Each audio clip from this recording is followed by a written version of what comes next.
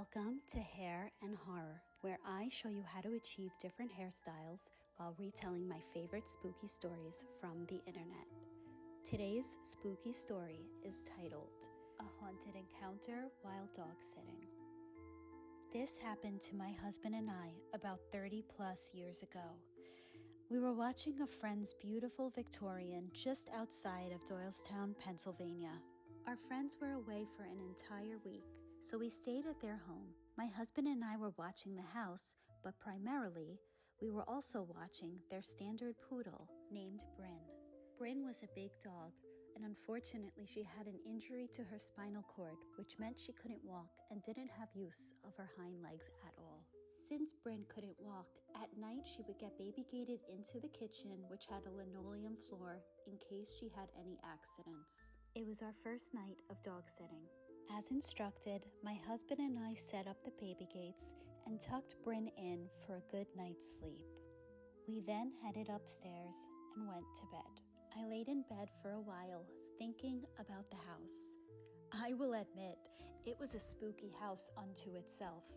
Not only was it an old, creepy Victorian home, but tonight happened to be a very stormy, rainy night. Lightning, thunder, the whole works. At some point, in the middle of the night, I woke up because of a sound. I noticed the electric and all of the power had gone out. I laid in bed a few seconds trying to get my bearings and figure out what noise woke me up. It was Bryn. She was crying, howling as if she was scared of something.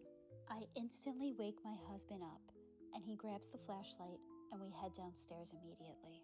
We quickly walk down the stairs, back through the hallway, toward the kitchen where Bryn is secured.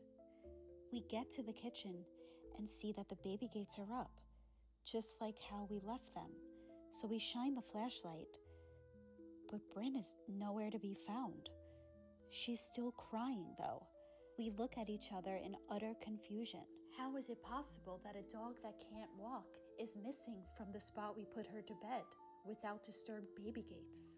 Our eyes searched the surrounding area, and we noticed that on the other side of the baby gate, in the sitting area, was the door to the basement.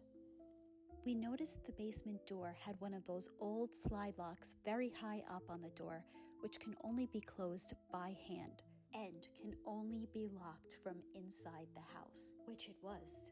The door was locked. However, my husband and I realized that Bryn's crying was coming from the basement.